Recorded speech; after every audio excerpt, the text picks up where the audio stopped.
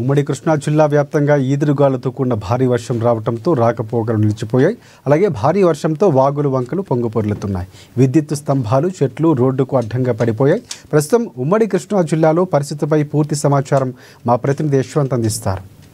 తుఫాన్ ప్రభావంతో కూడా గత 2 రోజుల నుంచి కూడా భారీ వర్షాలు అయితే కురుస్తున్నాయి. ఏదైతే మచిలీపట్నం కేంద్రంగా ఏర్పడినటువంటి అల్పపీడన ప్రభావంతో కూడా ఇప్పటికే కూడా ఇటు మచిలీపట్నం వ్యాప్తంగా కూడా పెద్ద ఎత్తున అయితే మాత్రం ఈదురుగాలతో కూడినటువంటి వర్షాలు అయితే మాత్రం పెద్ద ఎత్తున నమోదవుతున్నాయి. దీంతో కూడా ఇటు మచిలీపట్నం వద్ద నుంచి కూడా అదేవిధంగా విజయవాడ వరకు కూడా ఆ రహదారులపై కూడా పెద్ద ఎత్తున అయితే మాత్రం వృక్షాలు విరిగిపడిపోవడంతో పాటుగా విద్యుత్ స్తంభాలు కూడా పడిపోయిన సందర్భాలు అయితే ఉన్నాయి. దీంతో పాటుగా ఏదైతే మచిలీపట్నం అదేవిధంగా వివిధ ప్రాంతాల్లో కూడా విద్యుత్ సరఫరా అంతరాయం ఏర్పడి గ్రామాల్లో విద్యుత్ లేక తీవ్ర ఇబ్బందులు అయితే ప్రజలు గురవుతున్నారు. దాంతోపాటుగా ఎప్పటికప్పుడు కూడా పరిస్థితులు అయితే మాత్రం అధికారులు అంచనా వేస్తూ ఉన్నారు.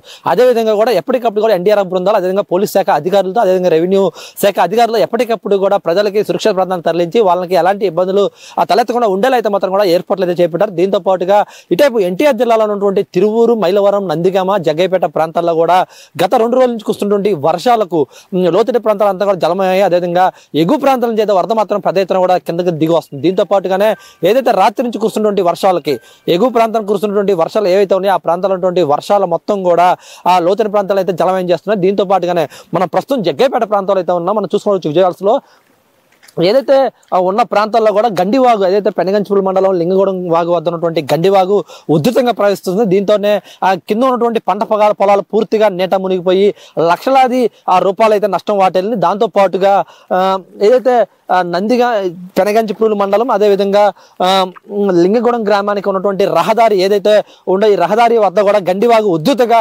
ప్రవహించడంతో పాటుగా ఆ ప్రాంతంలో నుంచి 2 గ్రామాలకు రాకపోకలు అయితే మాత్రం పూర్తిగా నిలిచిపోయి అంటే గంటకి ఈ వరద ఉధృతి పెరగడంతో పాటుగా సుమారు 5 నుంచి 6 అడుగుల మేర కూడా వరద ఉధృతి ప్రవహిస్తుంది. దీంతోనే ఇక్కడ ఉన్నటువంటి స్థానిక పోలీస్ అదేవిధంగా రెవెన్యూ అధికారులు కూడా ఎప్పటికప్పుడు కూడా ఈ ప్రాంతాన్ని పరిశీలించి ఆ ప్రజలను కూడా ఈ వరద ఉధృతి నుంచి తట్టుకునే విధంగా అటు ఇటు రాకపోకలు సాగించేందుకు నిలుపుదల చేశారు. దాంతో పాటుగా భారీ గేలను కూడా పోలీస్ అధికారులు అయితే మాత్రం కూడా ఇక్కడ నిలుపుదల చేశారు. దాంతో పాటుగా ఏదైతే నందిగామ అదేవిధంగా మిగతా ప్రాంతాల్లో కూడా వరద ఉధృతి పెద్ద ఎత్తున అయితే ఉంది. దీంతోనే ఆ ప్రాంతంలో ఉన్నటువంటి ఆ ప్రజలు అదేవిధంగా అధికారులు కూడా ఎప్పటికప్పుడు కూడా ఆ పరిస్థితిని సమీక్షిస్తూ కూడా ప్రజల్ని ఇళ్లకే పరిమితం కావాలని చెప్తున్నారు.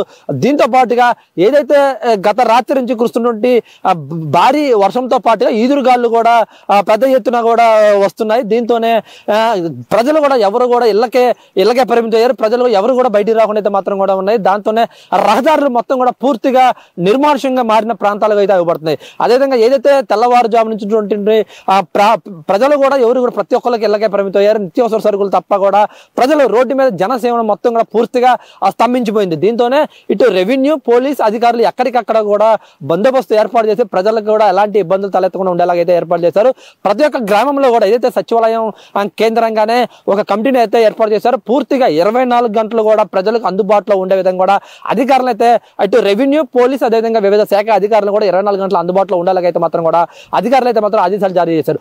ఎప్పటికప్పుడు కూడా ఇది వాతావరణ పరిస్థితిపై కూడా ఎప్పటికప్పుడు కూడా సీఎం చంద్రబాబు కూడా 24 గంటలు కూడా పరిశీలిస్తున్నారు. దాంతోపాటు రాత్రి 10 గంటల నుంచి కూడా సుమారు 1 గంట వరకు కూడా జిల్లా కలెక్టర్ అధికారులతో కూడా ఎప్పటికప్పుడు అయితే మాత్రం ప్రతి ఒక్క జిల్లా వివరాలు అడిగి తెలుసుకున్నారు. దాంతోపాటుగా గ్రామంలో ఉన్నటువంటి సచివాలయ సిబ్బందిని కూడా టెలికాన్ఫరెన్స్ ద్వారా కూడా వివరాలు అడిగి తెలుసుకున్న పరిస్థితి ఏర్పడింది. దీంతోనే రానున్న 24 గంటల్లో కూడా ఇదే వాతావరణం ఉండే అవకాశం ఉన్నట్లయితే అధికారులు చెప్తున్నారు. కానీ ఇప్పటికైతే మాత్రం కూడా వాతావరణం అల్పపీడనం అయితే మాత్రం దారిపోయింది. ఇప్పటికే కూడా దీంతో అల్పపీడన ప్రభావం కూడా తగ్గిపోయింది. అదేవిధంగా కేంద్రగతం అయిపోయింది. అంటే ఏదైతే ఈ అల్పపీడన ప్రభావం ఏదైతే ఉందో ఈ తుఫాన్ ప్రభావం కూడా బలహీన పడుతుంటే కూడా మరొక 24 గంటలు కూడా వాతావరణం ఇలాగే ఉంటుంది. ఎదురుగాళ్ళు అదేవిధంగా భారీ వర్షం కూడా వస్తుందని చెప్పేసి మాత్రం అధికారులు అయితే హెచ్చరికలు జారీ చేస్తారు. దీంతోనే ప్రజలు కూడా ఎప్పటికప్పుడు కూడా జాగ్రత్తలు తీసుకుని ఉండాలి. ఏదైతే ప్రమాదాలు జరిగే ఇళ్లలో ఉండకుండా పునరావాస కేంద్రాలకు వెళ్ళాలని చెప్పేసి మాత్రం కూడా అధికారులు అయితే మాత్రం కూడా హెచ్చరికలు జారీ చేస్తారు. దాంతో పాటుగానే ఎప్పటికప్పుడు కూడా ప్రజలు కూడా ఏదైతే ఇబ్బందులు పడే ఏరియాలు అయితే ఉన్నాయో వాటిలో ఉండకుండా కూడా ప్రజలు అయితే జాగ్రత్తలు తీసుకోవాలని చెప్పేసి అయితే మాత్రం కూడా అధికారులు హెచ్చరికలు జారీ చేస్తారు. ప్రస్తుతం మాత్రం జగ్గైపేట, నందిగామ అదేవిధంగా తిరువూరు, మైలవరం ప్రాంతాలు అయితే మాత్రం కూడా వరద ఉధృతి అయితే మాత్రం కొంతమేర జరుగుతుంది. జరుగుతుంది. దీంతో పాటుగానే ఎప్పటికప్పుడు కూడా అధికారులు ఎక్కడికెక్కడ కూడా జిల్లా కలెక్టర్ లక్ష్మీ షా అయితే కూడా జిల్లాని పరిస్థితిని కూడా ఎప్పటికప్పుడు కూడా సమీక్షిస్తూ కూడా ప్రజలకి, అదేవిధంగా కింద స్థాయి అధికారులు కూడా ఆదేశాలు జారీ చేస్తూ ప్రజలను అప్పటికప్పుడు కూడా అప్రమత్తం చేస్తున్న పరిస్థితి ఉంది. దీంతోనే రానున్న 24 గంటల వాతావరణంపై అయితే మాత్రం జాగ్రత్తలు తీసుకోవాలని చెప్పేసి అధికారులు చెప్తారు. దీంతోనే ప్రజలు మాత్రం ఇళ్లకే పరిమితం కావాలి, బయటికి రావద్దు, ఈదులు గాలికి కూడా ఏదైతే చెట్లు అదేవిధంగా కూడా విద్యుత్ స్తంభాలకు దూరంగా ఉండాలని చెప్పేసి అయితే మాత్రం కూడా అధికారులు హెచ్చరికలు జారీ చేస్తున్న పరిస్థితి కూడా ఉంది. ప్రస్తుతం అయితే జగ్గేపేట నుంచి ఉన్న పరిస్థితి ఇది. Camera person Ramakrishna Yashwant, ANN news, Vijayawada.